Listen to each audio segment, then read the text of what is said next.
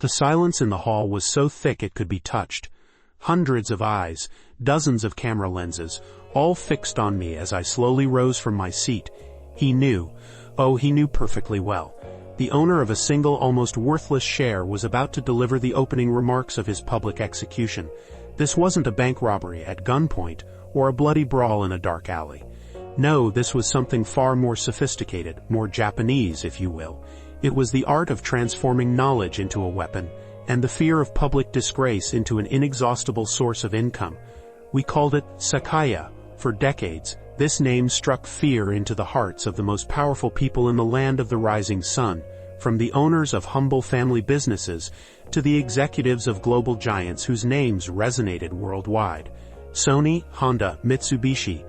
To understand how I, or people like me, ever reached this point, how a handful of individuals, often linked to the Yakuza criminal underworld, managed to bring an entire corporate culture to its knees, we'll have to journey back in time, to the very crucible of history, to the smoldering ruins of Japan which was just beginning to rise from the ashes of World War II, more vulnerable than ever before, to those who could see the cracks in the shining facade of the new economic miracle. There, amidst the debris of the old world and the frantic attempts to build a new one, I witnessed the birth of this phenomenon, this unique virus that afflicted Japanese business from within. Post-war Japan was a country of astonishing contrasts. Despair and hope, ruins, and an incredible construction boom. The American Occupation Administration, seeking to democratize the country, actively reshaped corporate legislation. Joint stock companies, modeled on Western practices, were meant to become more transparent and accountable to their investors. It was then that the concept of Sokaiya emerged. Literally, shareholder meeting person. At first, these weren't necessarily gangsters. I remember seeing these people.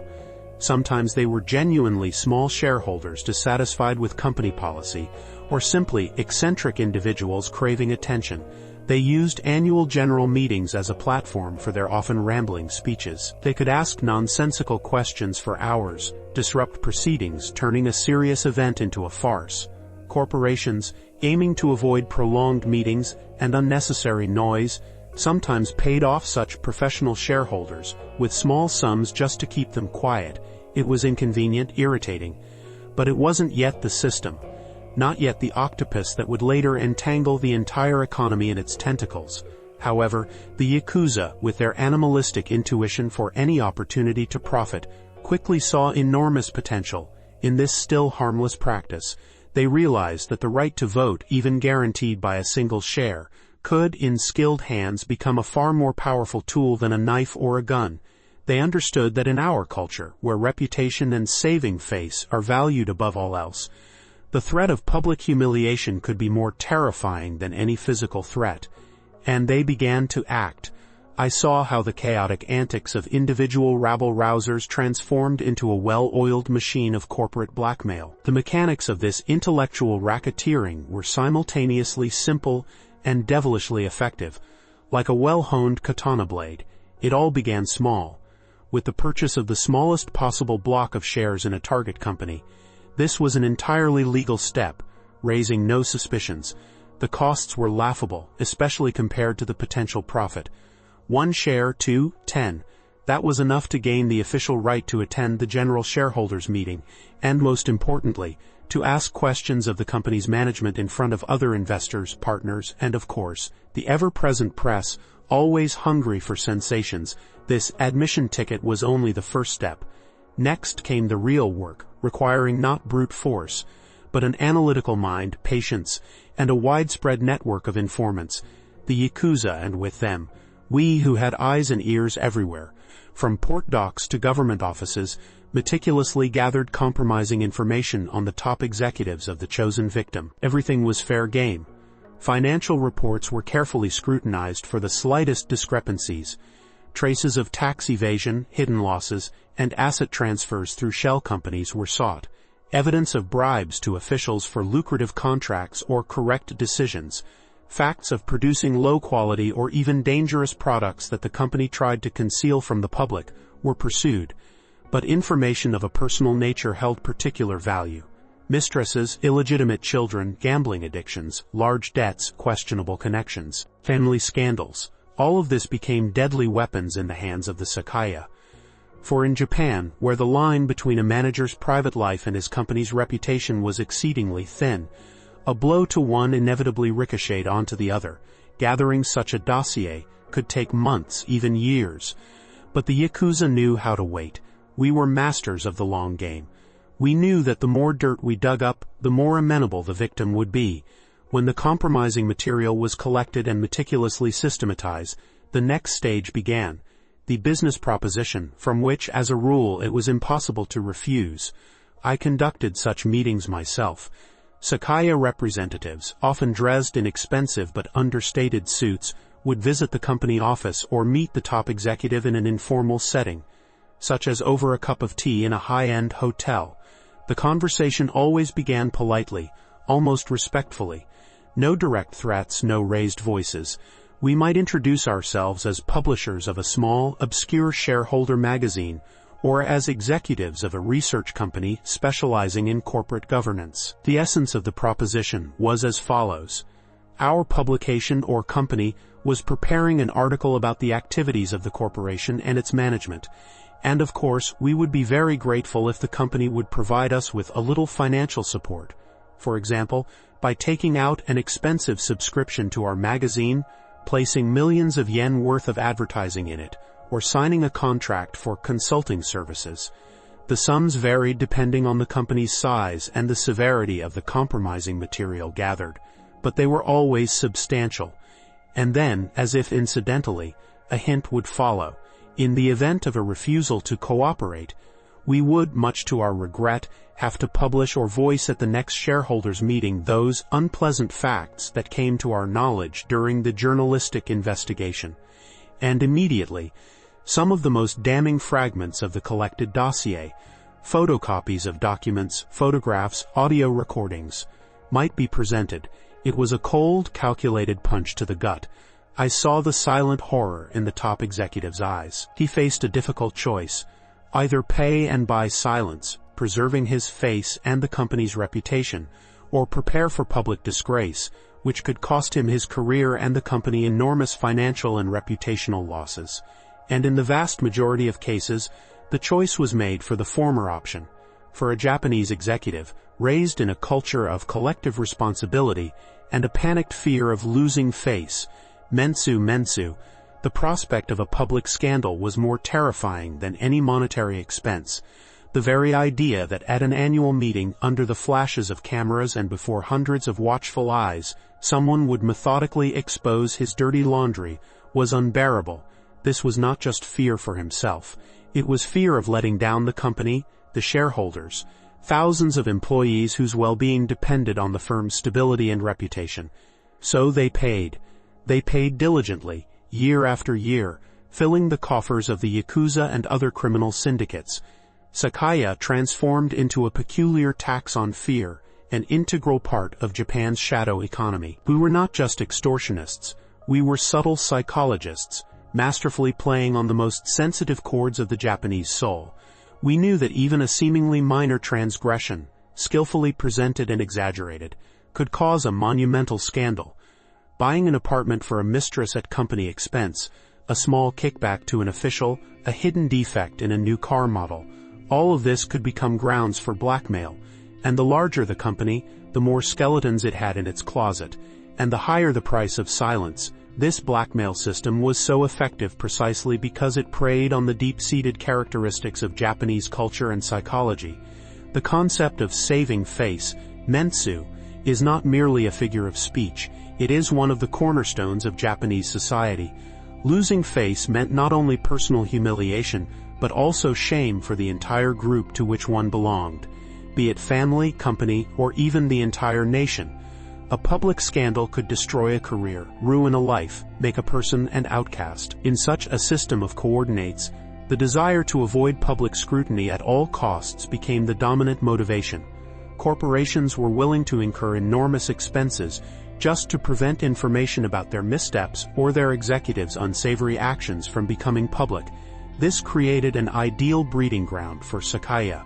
We were surgeons who knew precisely where to strike, to inflict maximum pain and paralyze the will to resist.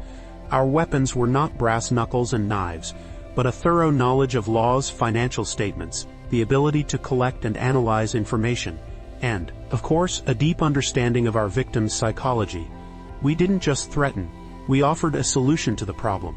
For a certain fee, of course. This fee was disguised in various legal forms, consulting services, magazine subscriptions, donations to Yakuza-affiliated funds. Money was transferred through chains of shell companies to cover tracks. Interestingly, over time, our world, the world of Sokaiya, became more complex and divided into several categories.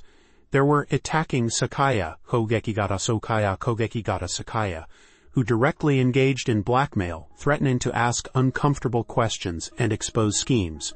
But there also emerged defending Sokaiya, Bogyogata Sokaiya, Bogyogata Sokaiya, or Yoto Sokaiya, Yoto Sokaiya ruling party Sokaiya. Paradoxically, these were hired by the corporations themselves. Their task was to neutralize their attacking colleagues, shout them down at meetings, physically impede them from asking questions, and sometimes even instigate brawls to disrupt the speech of an undesirable blackmailer. Thus, an entire shadow market for services was created. Some Yakuza blackmailed, while others, for a fee, defended against this blackmail. Often these were members of the same syndicate, playing out a well-orchestrated spectacle for the corporations. Shareholders' meetings of large companies turned into a real battlefield, where behind a veneer of respectability intense passions boiled. I saw company executives sitting on the podium, sweating cold, while in the hall, Sokaiya of various stripes sorted out their differences, and the invited press eagerly captured every scandalous moment. It was a theater of the absurd, where the rules of the game were dictated not by laws or common sense but by fear and greed. Sokaiya became an indispensable, albeit ugly, part of the Japanese corporate landscape. They were feared, hated, but paid, because the alternative, public disgrace, was even worse. This system flourished for decades, bringing fabulous incomes to criminal syndicates and keeping all of Japanese business under constant tension. The period from the 1970s to the early 1990s can rightly be called our golden age of Sokaiya. Our influence peaked, and the sums corporations paid to blackmailers amounted to billions of yen annually. By some estimates, up to 90% of all major Japanese listed companies dealt with Sokaiya in one way or another, and paid us tribute. It was a pervasive cancer that afflicted the Japanese economy. The names of companies that became our victims or clients read like a list of Japanese industrial flagships: Sony, Mitsubishi Heavy Industries, Toshiba, Hitachi, financial giants like Nomura Securities and Daiwa Securities, major banks, trading houses such as Takashimaya, and even food producers like Ajinomoto. No one was immune. The scale of the phenomenon was astounding. I vividly remember 1997, when, already in the twilight of our era, a high-profile scandal erupted around one of Japan's largest brokerage firms, Daiwa Securities. It turned out that for many years the company had been paying huge sums to a well-known Sokaiya, Ryuichi Koike.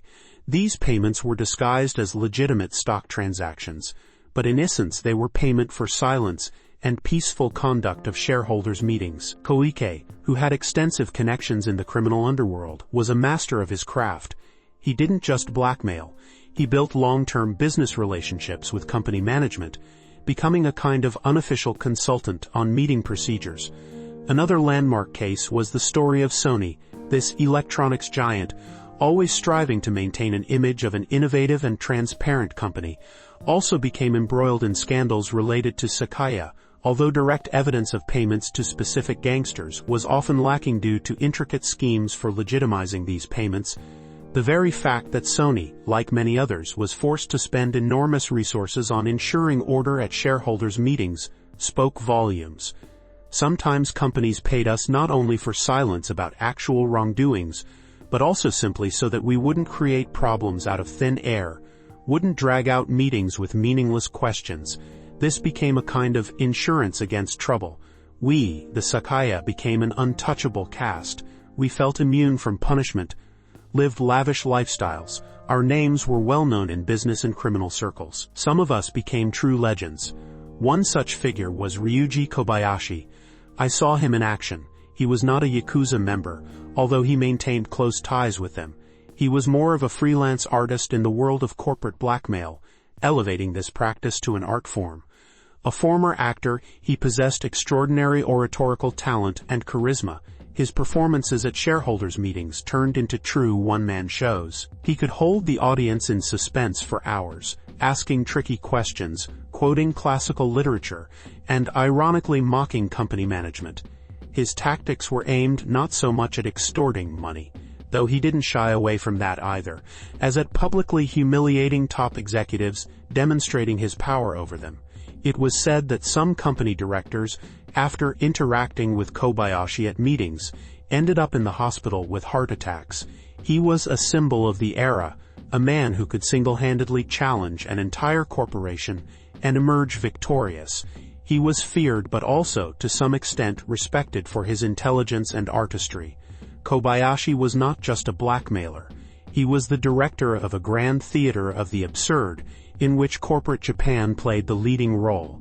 But the scale of our activities became so enormous, and our methods so audacious, that it was impossible to ignore the problem any longer.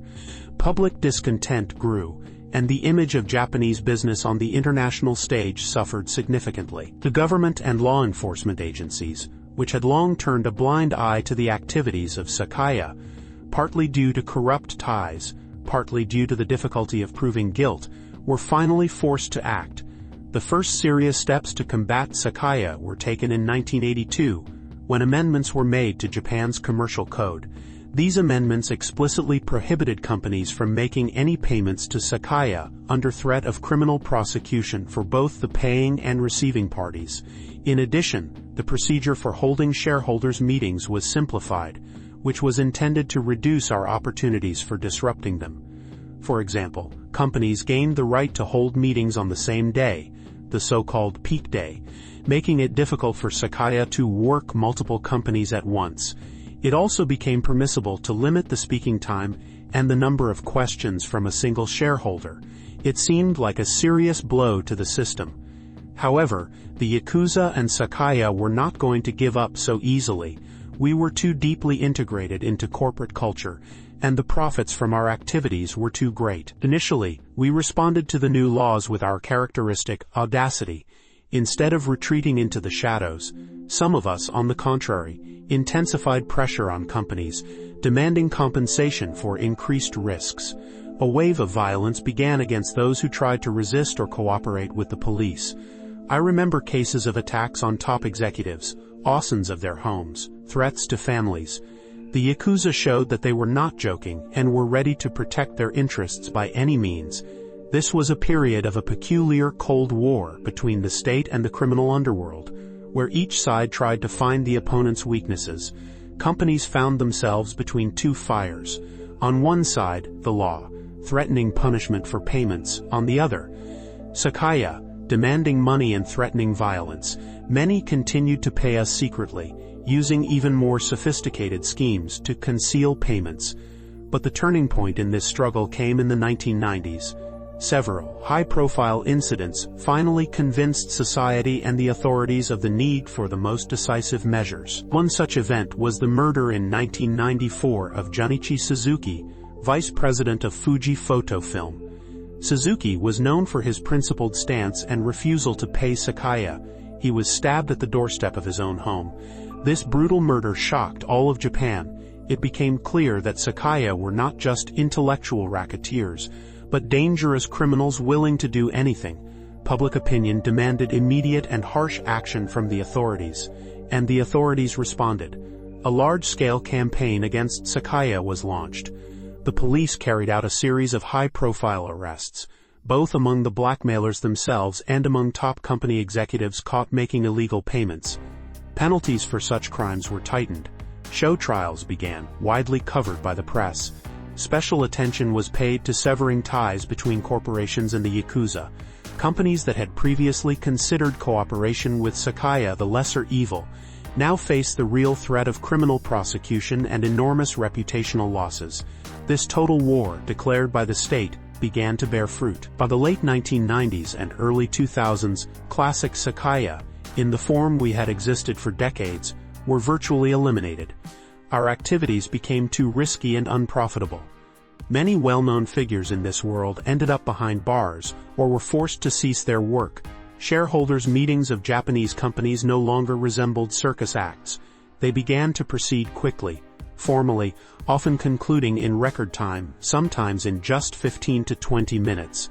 This was done deliberately to give no one an opportunity to prolong the process and ask uncomfortable questions. Company executives breathed a sigh of relief. It seemed the nightmare was over. The golden age of Sokaiya had passed into oblivion, but it would be naive to assume that such a deeply rooted problem could disappear without a trace. The Yakuza, like any criminal syndicate, possess a striking ability to adapt. Having lost one source of income, they begin to look for others. And although traditional Sokaiya were driven underground, the principle of exploiting corporate weaknesses for profit never vanished.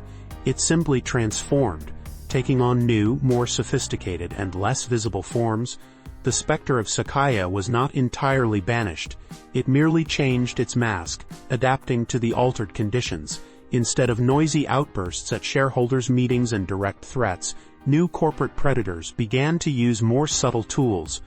For example, so-called green mail, eco-Sokaiya emerged. Groups, often disguised as environmental activists, would buy a small number of company shares and then begin to threaten public accusations of environmental damage, demanding large donations for their environmental projects. Given society's growing concern for ecological issues, such threats were very effective. Another direction was activity in cyberspace. Cyber Sokaiya appeared, who threatened companies with DDoS attacks on their websites before important events, e.g., before a new product launch or annual shareholders meeting, demanded ransom for not disclosing stolen confidential data, or organized smear campaigns on social media and internet forums. These methods were less risky as they allowed for anonymous action from anywhere in the world. Furthermore, the Yakuza continued to seek and find other ways to penetrate legitimate businesses. Through construction companies, financial services, and the entertainment industry, they could exert pressure on companies using their connections in these spheres, for example, by disrupting supplies, creating problems with obtaining permits, or organizing protests against construction projects. Thus, while the classic figure of the Sokaiya disrupting shareholders' meetings is largely a thing of the past, the essence of this phenomenon, the exploitation of corporate vulnerabilities for illicit enrichment, continues to exist, and this makes me ponder the deeper reasons. Is not the very culture of saving face and avoiding public scandals at all costs so deeply ingrained in Japanese society, the breeding ground that gave rise to the Sokaiya phenomenon, and continues to fuel its modern forms? I see modern echoes of the culture that gave rise to Sokaiya in more recent corporate scandals that periodically rock Japan. Let's recall, for example, the high-profile Olympus case in 2011. It was then revealed that the management of this well-known corporation, which produces optics and medical equipment, had concealed enormous losses from investment activities for nearly 20 years, using complex financial schemes and shell companies. When the new foreign president, Michael Woodford, uncovered these manipulations and attempted to bring them to light, he was immediately fired. This scandal showed that the desire to save the company's face, to avoid admitting mistakes and losses, can push top managers to serious crimes and years of truth concealment. And although in this case there was no direct blackmail by the Yakuza, the psychology underlying these actions, the fear of disgrace, the desire to maintain an appearance of well-being at all costs, was very similar to what made corporations vulnerable to Sokaiya. This tells me that the problem is deeper than just the activities of criminal elements. It is rooted in the very system of corporate governance and in cultural peculiarities that sometimes place collective harmony and the appearance of order above transparency and honesty.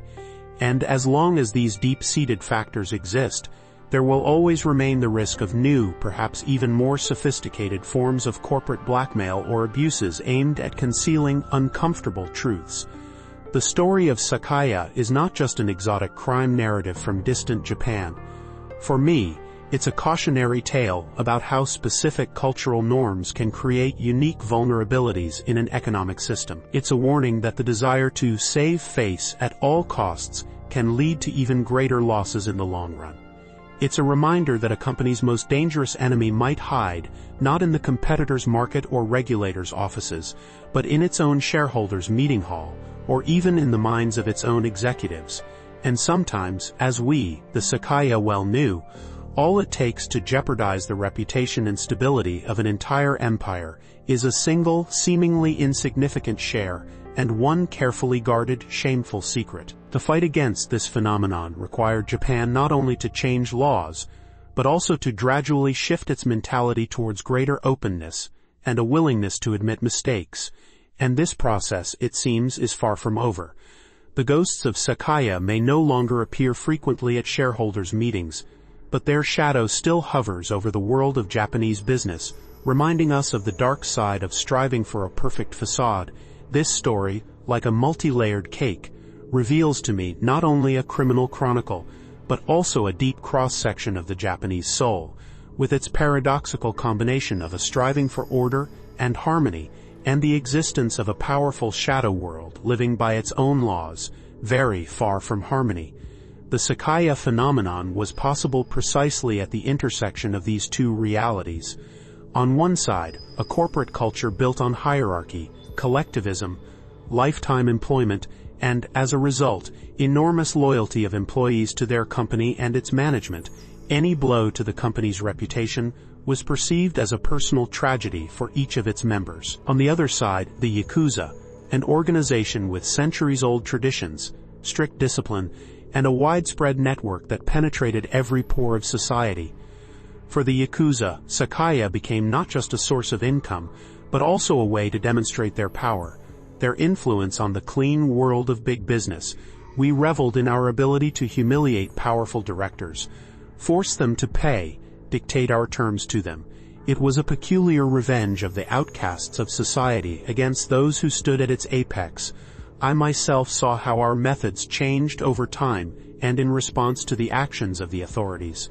Initially, these were crude, almost hooliganistic antics. Then, as the Yakuza took control of the business, the methods became more sophisticated, gathering compromising information, psychological pressure, disguised payments.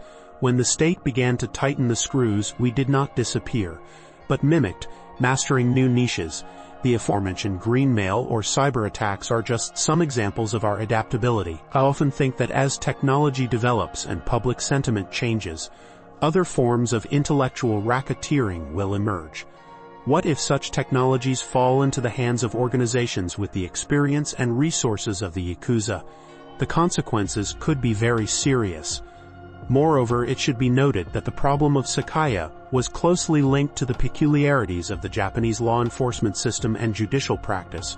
For a long time, proving the fact of extortion by Sokaiya was extremely difficult.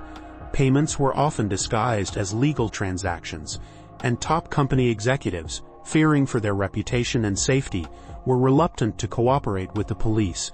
The police themselves did not always show zeal in investigating such cases, especially when it came to influential Yakuza syndicates, with whom some authorities might have their own unspoken agreements. Only after a series of high-profile scandals and murders, which caused widespread public outcry, was the state able to mobilize the necessary resources and political will for a decisive fight against this phenomenon. And here we come to another important aspect of this story, the role of the press. Japanese media, on the one hand, were always eager for sensationalism and willingly covered scandals related to Sokaiya, especially if prominent corporations were involved. It was thanks to the press that many facts of extortion and corruption became public. On the other hand, the very threat of negative media coverage was one of the main tools of blackmail in the hands of Sokaiya. We perfectly understood that for a Japanese company, a bad newspaper article or a television report could have far more devastating consequences than for a Western firm, accustomed to a more aggressive and critical press. Therefore, Sokaiya often created their own pocket publications, small newspapers or magazines with catchy names, which existed solely to publish or threaten to publish compromising material. Subscriptions to such publications cost exorbitant amounts of money and were, in essence, a veiled form of tribute. This dual role of the press as an exposer and as an unwitting instrument of blackmail is also an interesting feature of the Sokaiya phenomenon.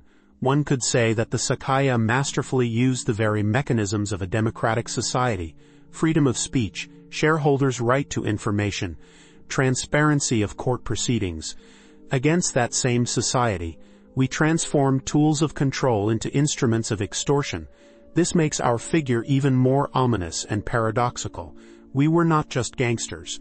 We were a kind of anti-system that parasitized on the system and used its own rules for our purposes.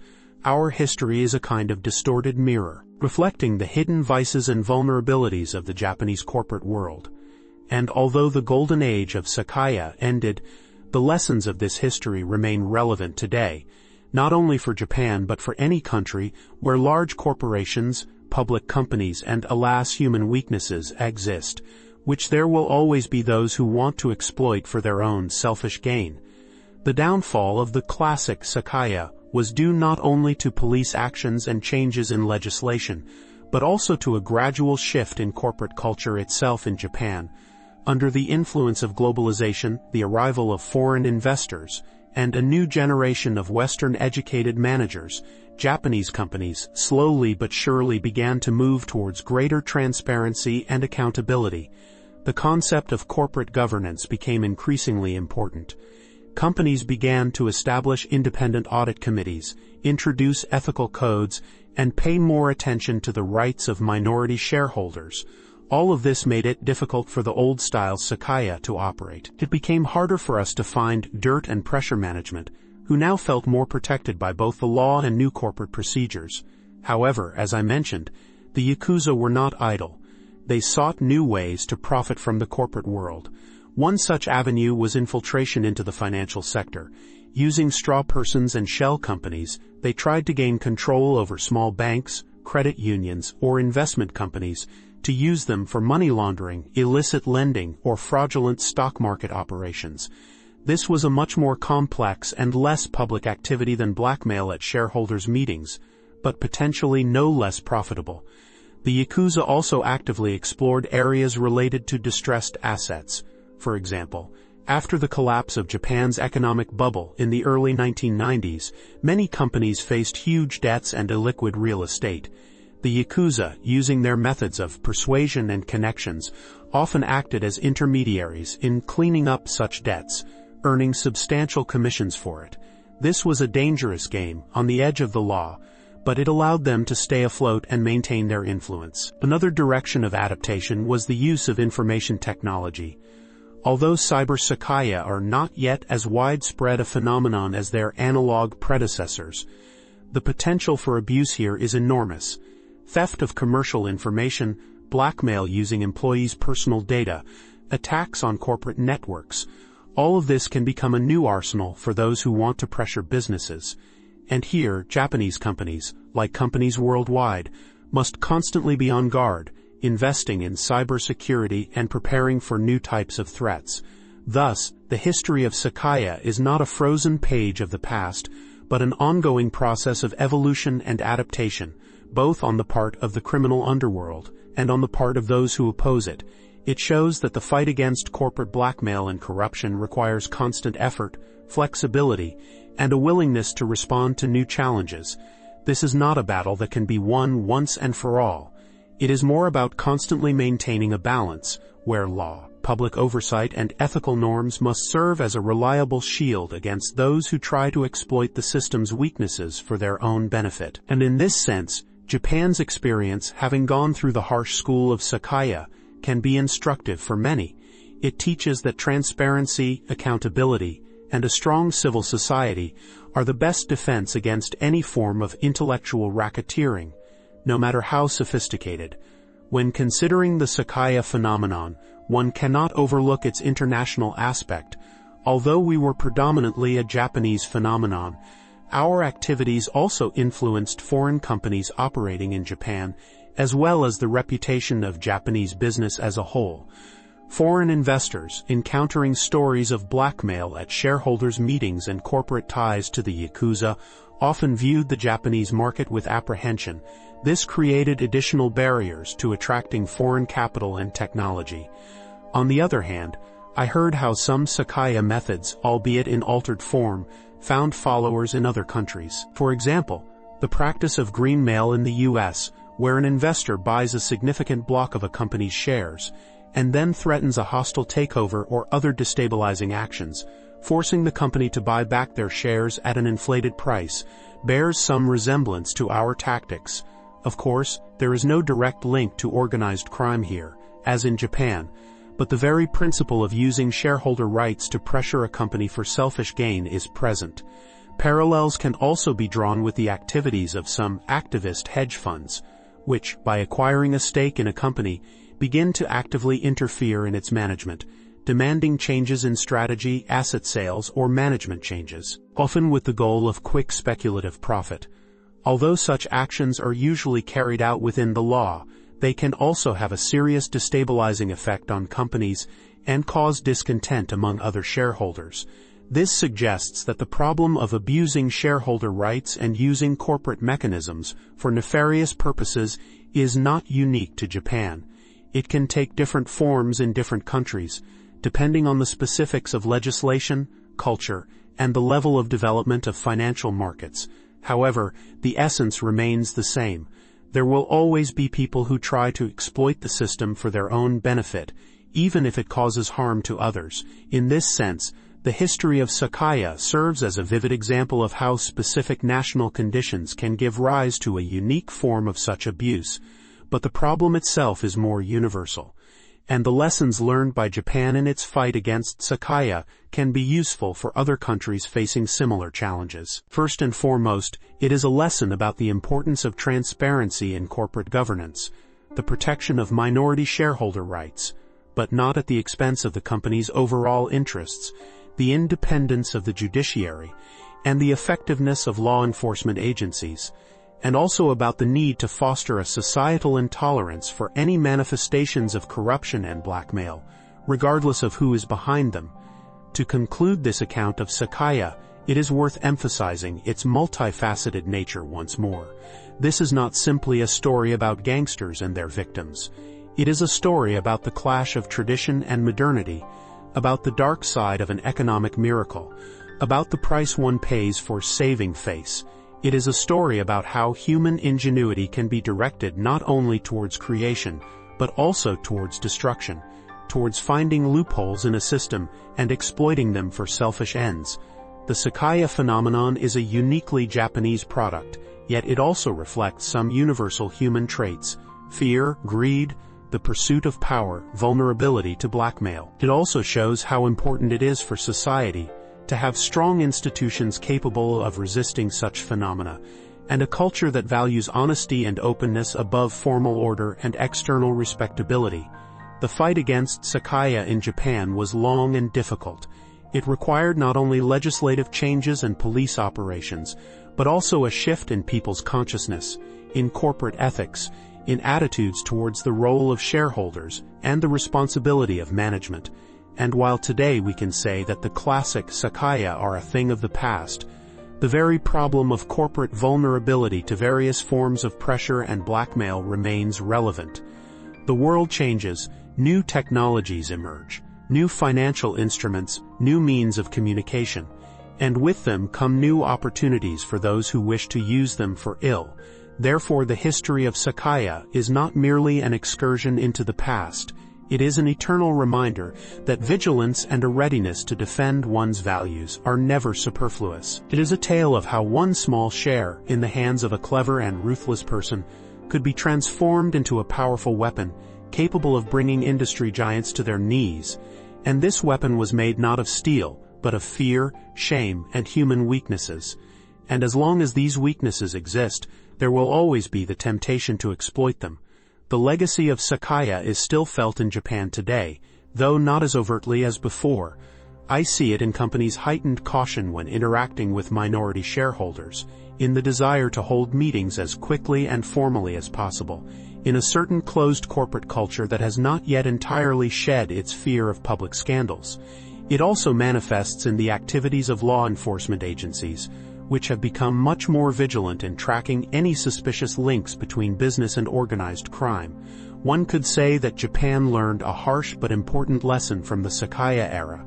It understood that ignoring the problem or attempting to negotiate with criminals ultimately costs far more than a resolute and consistent fight against them. It also recognized the need to reform corporate governance and increase its transparency, thereby depriving blackmailers of their main leverage, hidden vices, and the fear of exposure. However, this story also has another, perhaps less obvious aspect. It shows how complex and ambiguous the relationship between light and shadow can be in any society. The Yakuza, for all their criminal nature, were for many years an integral part of the Japanese social landscape, performing certain, albeit dubious, functions. They controlled some areas of the shadow economy, resolved disputes by their own rules, and sometimes even acted as a kind of forest rangers, punishing those who, in their opinion, violated unwritten rules of the game. Of course, this in no way justifies their criminal activities, but it helps explain why they were able to exist and exert such a strong influence on society, including the world of big business, for so long and so successfully. The Sokaiya phenomenon became possible precisely because this gray area existed, where legitimate business and the criminal underworld intersected and interacted. And the elimination of this gray area, the establishment of clear boundaries between law and lawlessness, became one of the main tasks of Japanese society in its fight against Sokaiya. And although this fight is not yet over, and the Yakuza continue to seek new ways of survival and enrichment, it can be said with certainty that the era of their undisputed dominance over corporate Japan is a thing of the past.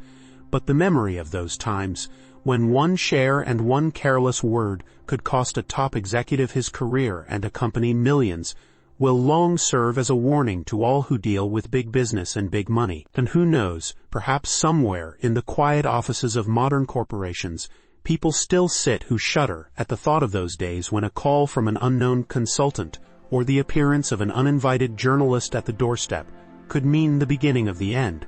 For as the old wisdom goes, every shining metal has a reverse dark side, and the story of Sokaiya is a vivid confirmation of that. This struggle also contributed to the development in Japan of a more mature understanding of the role of shareholders and corporate responsibility. While shareholders' meetings were often a formality or an arena for Sokaiya, they gradually began to transform into a real instrument of dialogue between the company and its investors. Associations of minority shareholders emerged, which began to more actively assert their rights, no longer through blackmail methods, but through civilized means, such as lawsuits or public campaigns. Companies, in turn, started to pay more attention to investor communication, information disclosure, and building long-term relationships based on trust. Of course, this process is not always smooth, and relics of the old system still linger. But the overall direction of movement towards greater openness and accountability is evident, and paradoxically, this is also, in part, due to the merit of the Sokaiya. We, inadvertently, acted as a catalyst that forced Japanese business to reconsider its approaches to management and communication. We vividly demonstrated what could happen when shareholder interests are ignored and uncomfortable truths are concealed. Our activity, in essence, was a grotesque distortion of the principle of shareholder democracy. But it was precisely this distortion that prompted reflection on what true, healthy shareholder democracy should look like. And another important lesson I can draw from the history of Sokaiya concerns the role of the individual in history, even in its criminal part. Figures like Ryuji Kobayashi show that even in such a specific and dangerous field as corporate blackmail, there can emerge their own virtuosos, people with extraordinary abilities, charisma, and intellect, who are capable of single-handedly challenging entire systems. Their example, of course, is negative, but it makes one reflect on the fact that the human factor, individual qualities, and talents play a huge role in any process. be it the creation of great companies or sophisticated criminal schemes. And this once again emphasizes the complexity and ambiguity of the world we live in, where good and evil, creation and destruction, often intertwine in the most bizarre ways, and where the story of one share can tell us more about the soul of a nation and an era than many volumes of official chronicles. Ultimately, the tale of Sokaiya is a narrative about the power of information and the vulnerability of reputation in a hyper-connected, yet simultaneously secret-filled world. It's a story about how the fear of public condemnation can become a more potent instrument of coercion than physical violence, especially in a culture where harmony and an impeccable facade are valued above all else. Japanese corporations, having created an economic miracle, became hostages of their own, striving for an ideal, for an image of infallibility. The Sokaiya, like skilled hunters, pinpointed this Achilles heel and mercilessly exploited it. We didn't create compromising information out of thin air. We merely brought to light what companies and their executives had so diligently tried to conceal. Mistakes, miscalculations, abuses, personal sins. In this sense, Sokaiya were a kind of shadow auditors, sanitizers of the corporate forest, albeit with highly questionable methods and motives.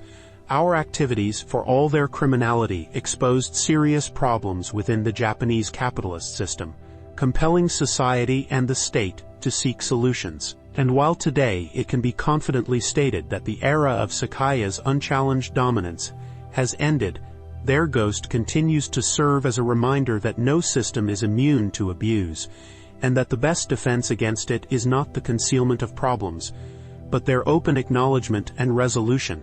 This story also teaches us that criminal structures possess a remarkable ability to adapt and mimicry. Like a virus, they mutate, finding new ways to infiltrate the healthy body of society and the economy. Therefore, the fight against them requires not only forceful methods but also constant analysis, forecasting and preemption, as well as the creation of an environment in which their activities become impossible or extremely difficult. Transparency, accountability, a strong civil society, independent media, and an effective legal system, these are the pillars upon which protection against all forms of corporate blackmail and corruption must be built. And Japan's experience, having largely curbed the phenomenon of Sokaiya, is a vivid testament to this, while also reminding us that this work is never truly finished. For as long as human weaknesses and the desire for dishonest gain exist, there will always be those who try to turn one share into a key to someone else's safe or an instrument for the public execution of a reputation.